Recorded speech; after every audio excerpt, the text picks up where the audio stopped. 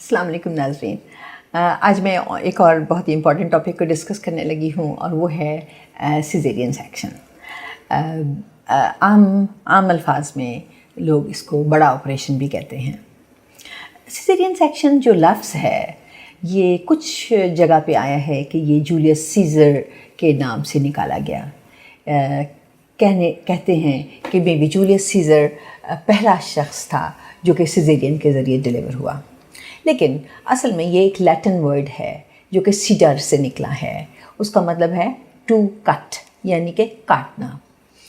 आज हम caesarean section के बारे में बात करते हैं और मैं आपको स्टेप बाय स्टेप बताऊंगी कि सिज़ेरियन सेक्शन क्या होता है और ये कैसे किया जाता है। सिज़ेरियन सेक्शन के करने से पहले आपके क्या क्या टेस्ट होते हैं और सिज़ेरियन सेक्शन के दौरान क्या क्या होता है और उसके बाद आप कैसे मैनेज करती हैं। तो जब किसी भी खातून के लिए उसकी डॉक्टर डिसाइड कर लेती हैं कि उनको सिज़ेरियन सेक्शन से डिलीवर करना है, तो फिर ये बात तो तय है कि वो डिसाइड हो चुका कि उनकी वजाइनल बर्थ नहीं होगी, बल्कि उनको पेट पे कट लगाकर सिज़ेरियन के ज़रिए डिलीवर किया जाएगा। तो सबसे पहले जब हम सिज़ेरियन किसी के लिए भी सिज़ेरियन सेक्शन डिसाइड करते हैं तो हम सबसे पहले उनको बताते हैं कि यह आपका किस डेट पे होगा। तो आज हम सबसे पहले ये देखते हैं कि वो डेट या कौन से हफ्ते हैं जिसमें सिज़ेरियन सेक्शन सेफ़ होता है। और उसके अलावा मैं आपको 2 टाइप ऑफ सिज़ेरियन सेक्शंस बताऊंगी कि वो क्या होते हैं। अच्छा, एक होता है प्लान्ड सिज़ेरियन सेक्शन या इलेक्टिव सिज़ेरियन सेक्शन। आपने बहुत दफ़ा ये टर्म सुनी होगी और आप सोचती होंगी कि इसका क्या मतलब है। डॉक्टर क्यों कह रही है कि इनका तो इलेक्टिव सिज़ेरियन सेक्शन होना है, या डॉक्टर क्यों कह रही हैं कि इनका तो प्लान्ड सिज़ेरियन सेक्शन होना है। और दूसरा आपने लफ्ज़ सुना होगा इमरजेंसी सिज़ेरियन सेक्शन। तो जो इलेक्टिव या प्लान्ड सिज़ेरियन सेक्शंस होते हैं वो होते हैं कि जिसमें आपकी डॉक्टर शुरू से ही या कुछ दिन पहले डिसाइड कर लेती हैं कि हमने आपको सिज़ेरियन के ज़रिए डिलीवर करना है। इसका मतलब होता है आप मेंटली तौर पे भी प्रिपेयर हो जाती हैं, आपका ब्लड वर्क्स भी उसी हिसाब से हो जाते हैं और आप अपनी नॉर्मल तैयारी के साथ हॉस्पिटल आती हैं और आपका सिज़ेरियन सेक्शन हो जाता है। अच्छा, अब नॉर्मल तैयारी इससे क्या मुराद है? इससे मुराद ये है कि आप रात को मतलब आप फास्टिंग करती हैं। हम सिज़ेरियन सेक्शन के लिए हम एडवाइस करते हैं कि कम से कम 6 से 8 घंटे का से पहले आपने खाना ना खाया हो और कुछ पिया भी ना हो। अब ख़वातीन मुझसे ये सवाल करती हैं कि डॉक्टर साहब, तो हमने तो चाय या पानी तो पी ही सकते हैं ना। तो ये बड़ा इम्पॉर्टेंट है कि जब हम कहते हैं कि आपने कुछ खाना पीना नहीं, तो उसका मतलब है कि आपने बिल्कुल ही कुछ नहीं खाना पीना। ठीक है, तो यानी कि आपने खाना तो खाना ही नहीं, साथ ही आपने ना चाय पीनी है, ना दूध पीना है, ना स्प्राइट पीनी है, ना फेंटा पीना है, इस तरह की कोई चीज़ भी नहीं पीनी। ठीक है, और हम आमतौर पे ये भी एडवाइस करते हैं कि आप पानी भी ना पिएं।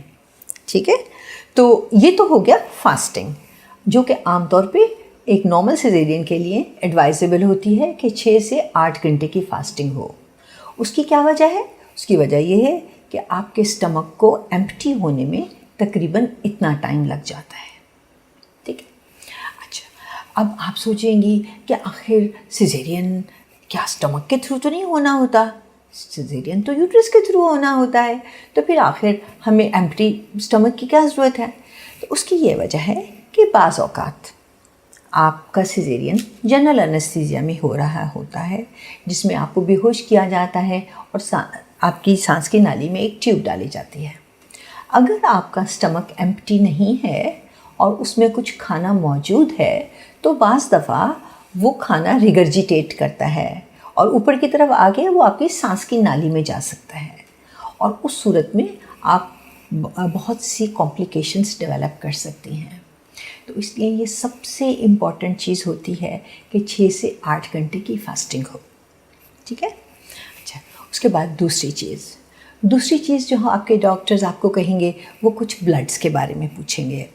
अच्छा, इसमें सबसे इम्पॉर्टेंट है कि हमें आपका ब्लड ग्रुप मालूम होना चाहिए। उसके अलावा हमें आपकी सीवीसी मालूम होनी चाहिए, यानी कि आपके अंदर हीमोग्लोबिन कितनी है। क्योंकि अगर आपकी हीमोग्लोबिन लो है तो मुमकिन है कि आपके डॉक्टर्स आपको ये कहें कि हम आपकी हीमोग्लोबिन इम्प्रूव करने के लिए आपको ब्लड लगाते हैं। सपोजिंगली अगर आपकी हीमोग्लोबिन 8 से नीचे है तो मुमकिन है कि आपको इंट्राऑपरेटिवली यानी कि सिजेरियन के दौरान पहले ब्लड लगा लिया जाए और या साथ ही ब्लड लगा दिया जाए, या मुमकिन है आपकी डॉक्टर फैसला करें कि वो आपको पहले ब्लड लगाना चाहती हैं ताकि हीमोग्लोबिन कम से कम 9 पर आ जाए। जो इम्पॉर्टेंट चीज़ है, बहुत ही इम्पॉर्टेंट चीज़ है एंटीनेटल केयर में, वो ये है कि पेशेंट की हीमोग्लोबिन के बारे में हमें पता हो। तो ये चीज़ इसीलिए हम आम तौर पे हर औरत का 28 हफ्ते पे ब्लड टेस्ट करवा के देखते हैं। एक ब्लड टेस्ट तो हम स्टार्ट में करवाते हैं ना, जिससे हमें पता चलता है कि स्टार्टेड हीमोग्लोबिन कितनी है, और फिर हम उन्हें दवाइयों पे शुरू करते हैं। उसके बाद हम कोशिश करते हैं कि एक ब्लड टेस्ट हम उनका 28वें हफ्ते पे करवा लें ताकि हमें पता चल जाए कि इस वक्त हीमोग्लोबिन कितनी है। क्योंकि बाज़ लोग इन स्पाइट कि वो टैबलेट्स ले रहे हों, उनकी एब्जॉर्प्शन आयरन की अच्छी नहीं होती, जिसकी वजह से उनकी बॉडी में आयरन के स्टोर्स जो हैं उनमें कमी वाक़या हो जाती है। और जब आयरन का स्टोर ठीक नहीं होता तो हीमोग्लोबिन नहीं बनती, हीमोग्लोबिन बल्कि बनने की बजाय कम होना शुरू हो जाती है। तो जब हम 28 हफ्ते पे ब्लड टेस्ट करवाते हैं तो उसकी ये इंपॉर्टेंस होती है कि हमें पता चल जाता है कि आया कि जो हमने आयरन टैबलेट्स उनको दी थी वो काम कर रही हैं कि नहीं। अगर आप इन स्पाइट के आप आयरन टैबलेट ले रही थी फिर भी आपकी हीमोग्लोबिन गिर रही है तो उसका मतलब ये है कि मुमकिन है आपको इंजेक्टेबल आयरन की ज़रूरत हो, या फिर मुमकिन है कि डॉक्टर आपको मुख्तलिफ तरह के एनीमियाज के लिए इन्वेस्टिगेट करें। ओके, तो ये तो हो गया ब्लड टेस्ट। तो ब्लड ग्रुप की क्यों ज़रूरत होती है?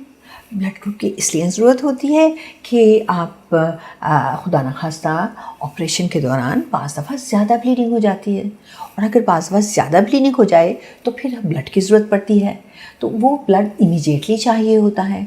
तो इसलिए हम आमतौर पे ब्लड का डोनर अरेंज करके रखते हैं कि अगर इन केस हमें ऐसी ज़रूरत पड़ जाए तो फ़ौरन ही ब्लड लग जाए। अच्छा, फिर तीसरी चीज़ होती है एनेस्थीसिया। तो आमतौर पर सिजेरियन से पहले आपकी जो एनेस्थेटिस्ट हैं वो डिस्कस करेंगे कि आप कौन सा एनेस्थीसिया लेना चाहते हैं। अब एनेस्थीसिया 3 तरह के होते हैं। इसमें एक होता है 2 तरह की मेन टाइप्स होती हैं और फिर फर्दर एक की 2 टाइप्स हैं। एक होता है जनरल एनेस्थीसिया। जनरल एनेस्थीसिया में क्या होता है कि आपको बेहोश कर दिया जाता है, बेहोश करके आपके सांस की नाली में एक नाली डाली जाती है और उसके ज़रिए आपको ऑक्सीजन दी जाती है। इसमें हम ऐसी दवाइयाँ इस्तेमाल करते हैं कि जिससे आपका पूरा जिस्म ही बेहोश हो जाता है।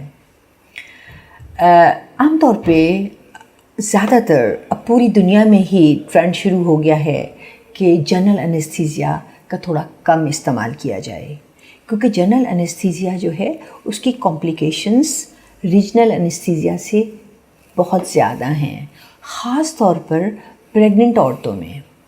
तो इसीलिए हम एडवाइस करते हैं कि कोशिश करें कि रीजनल एनेस्थीसिया दिया जाए।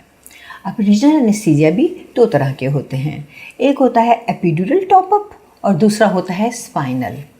इन केस आप लेबर में थी, आपने ट्राई किया कि आपको नॉर्मल वजाइनल डिलीवरी हो जाए और आपने उस दौरान पेन रिलीफ के लिए एपिड्यूरल इस्तेमाल किया, तो आपका एनेस्थेटिस्ट जो है वो उसी एपिड्यूरल को टॉप अप कर देगा और फिर आपका उसी में सिजेरियन हो जाएगा।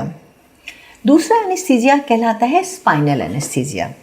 ये एग्जैक्टली उसी तरह से होता है जैसे कि एपिड्यूरल, लेकिन सिर्फ ये उससे ज़रा ज़्यादा उसका एक डिफरेंट स्पेस जो है स्पाइनल कॉलम का वो यूज़ किया जाता है, तो इसलिए इसको स्पाइनल एनेस्थीसिया कहते हैं। इसमें क्या होगा कि आपका लोअर हिस्सा जो है, जिस्म का लोअर हिस्सा कम्प्लीटली नम हो जाएगा और आपको बिल्कुल महसूस नहीं होगा कि आपका सिजेरियन हो रहा है या आपको किसी किस्म का दर्द महसूस नहीं होगा।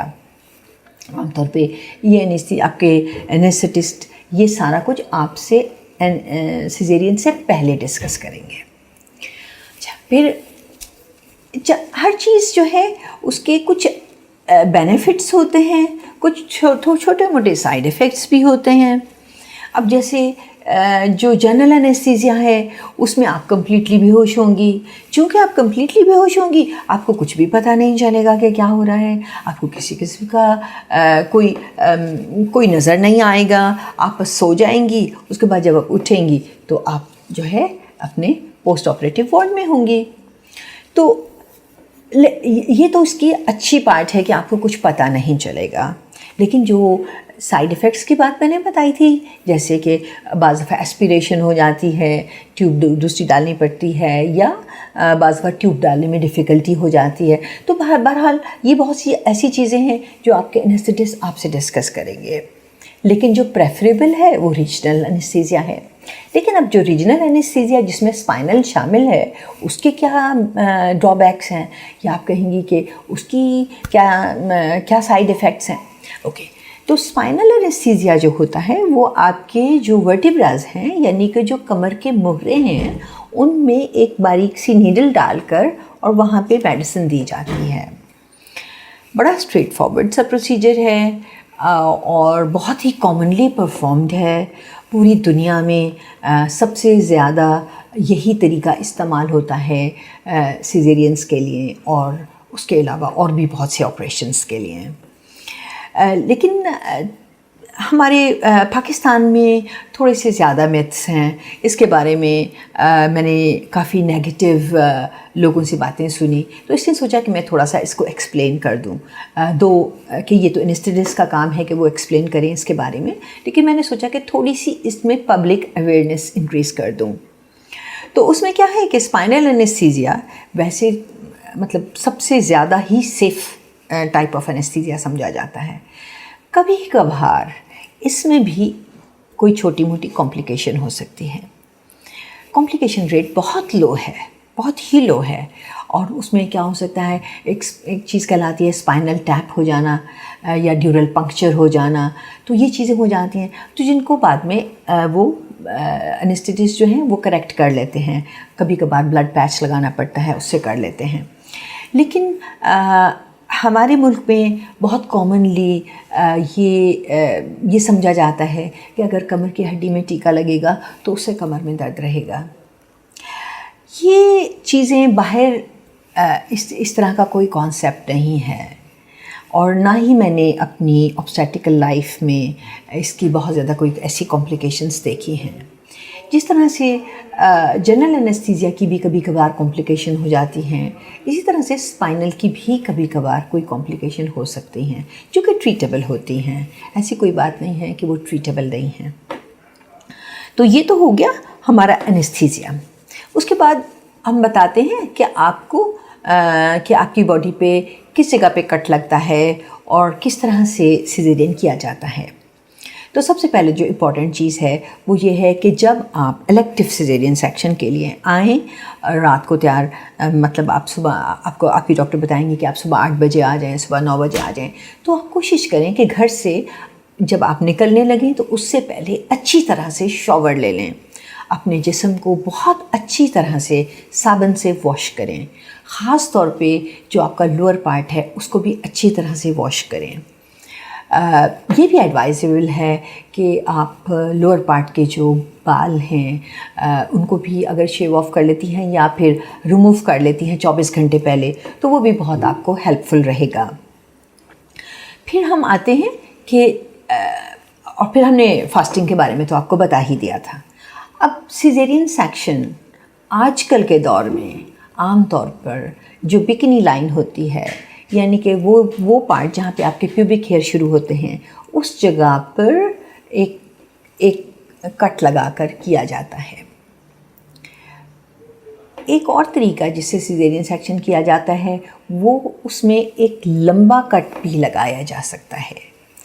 ये कट जिसको वर्टिकल कट कहते थे या मिड लाइन कट कहते थे, वो अब आम तौर पर बहुत ही कम हालात में किया जाता है। वो कट सिर्फ़ और सिर्फ बहुत ही सीवियर मेडिकल इमरजेंसी हो, ऑब्स्टेट्रिकल इमरजेंसी हो, उसमें शायद कोई करे, वरना अब तो तकरीबन पिछले 25-30 साल से सभी जो ऑब्स्टेट्रिशियंस हैं वो लोअर पार्ट पे ट्रांसवर्स कट लगाकर, पेट के लोअर पार्ट पे ट्रांसवर्स कट लगाकर ही करते हैं। लेकिन कभी कभार कुछ डॉक्टर्स जो हैं वो मिड लाइन कट यूज़ कर सकते हैं। एब्डोमेन पर कट तो होता ही है, इसके बाद आपके वूम पर भी एक कट लगता है। एब्डोमेन की काफ़ी सारी लेयर्स होती हैं, उनको काट के फिर वूम पे जाया जाता है और आपके वूम को भी उसी तरीके से ट्रांसवर्स कट लगता है। ट्रांसवर्स कट जो है वो काफ़ी सेफ़ होता है, उसकी हीलिंग बहुत बेहतर होती है। एक सिजेरियन सेक्शन के बाद नॉर्मल डिलीवरी के चांसेस 80% होते हैं, लेकिन प्रोवाइडेड आप खुद से लेबर में जाएं। इंडक्शन जो है वो उसमें थोड़ा सा रिस्क है, तो इसलिए फिर हम आमतौर पे ये एडवाइस करते हैं कि अगर आप स्पॉन्टेनियसली एक सिजेरियन के बाद लेबर में जाती हैं तो काफ़ी चांस है कि आपकी नॉर्मल डिलीवरी हो जाएगी। अब आप पूछेंगी कि ऑपरेशन के बाद क्या होगा, तो ऑपरेशन के दौरान आपकी डॉक्टर आपने आपको जिस तरह से कट लगा के खोला है उसी तरह से वो आपको कट लगा कर बंद भी कर, उसी तरह से वो आपको सूचर्स लगा कर बंद भी कर देंगी। जो स्किन के सूचर्स हैं वो इतना मैटर नहीं करते, असल जो मैटर करते हैं वो अंदर के सूचर्स मैटर करते हैं। स्किन के सूचर्स लेकिन आपके लिए तो बहुत ही इम्पॉर्टेंट होते हैं, क्योंकि वो सूचर्स वो हैं जो कि आपको नज़र आते हैं। तो इसलिए आप ख़ास तौर पे ये पूछती हैं डॉक्टर से कि डॉक्टर क्या मुझे आप रिमूव वाले सूचर लगाएंगी या लेज़र वाले सूचर्स लगाएंगी। तो लेज़र वाले सूचर एक्चुअली कोई सूचर नहीं होते, वो डिज़ोल्वेबल सूचर्स होते हैं।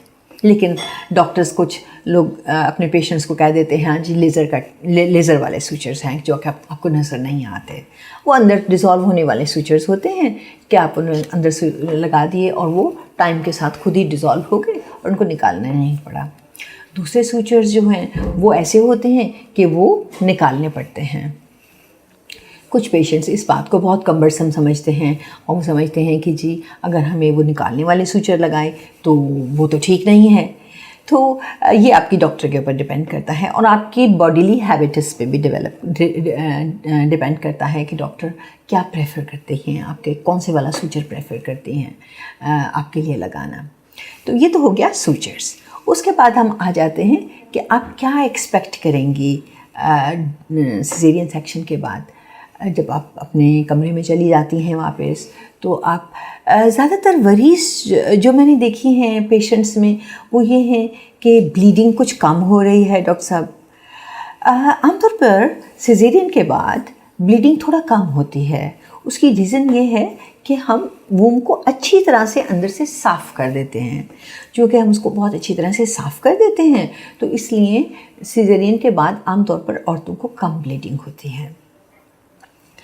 तो सिजेरियन के बाद आपको जब आपके कमरे में वापस भेज दिया जाता है तो मुमकिन है आपको चंद रोज़ के लिए आपके डॉक्टर्स रखें। आमतौर पर 24 घंटे के बाद आपको फिट होना चाहिए कि आप डिस्चार्ज हो सकें।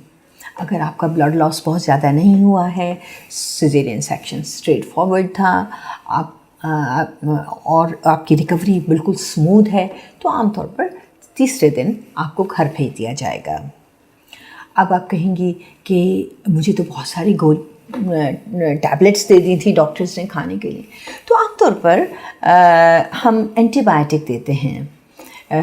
इनिशियली तो आपको आईवी एंटीबायोटिक दी जाती है और जब आप घर पे जाती हैं तो हम आपको 5 या 7 दिन के लिए ओरल एंटीबायोटिक्स भी दे देते हैं। उसके अलावा बाज़ दफ़ा हम आपको कुछ पेन किलर्स देते हैं और थोड़ी सी मल्टीविटामिन्स भी देते हैं। अब आप कहेंगे कि आपको हम पेन किलर्स कितने दिन तक इस्तेमाल करने पड़ेंगे और डॉक्टर साहब मुझे कितनी देर तक दर्द होता रहेगा और डॉक्टर साहब मेरा हीलिंग पीरियड क्या है। तो ये भी बहुत ही इंपॉर्टेंट सवाल हैं, तो मैं क्विकली इनको भी टच कर लेती हूँ। तो आमतौर पर आपको जो पेन किलर्स हैं वो 1 से 2 हफ्ते के लिए दिए जाते हैं।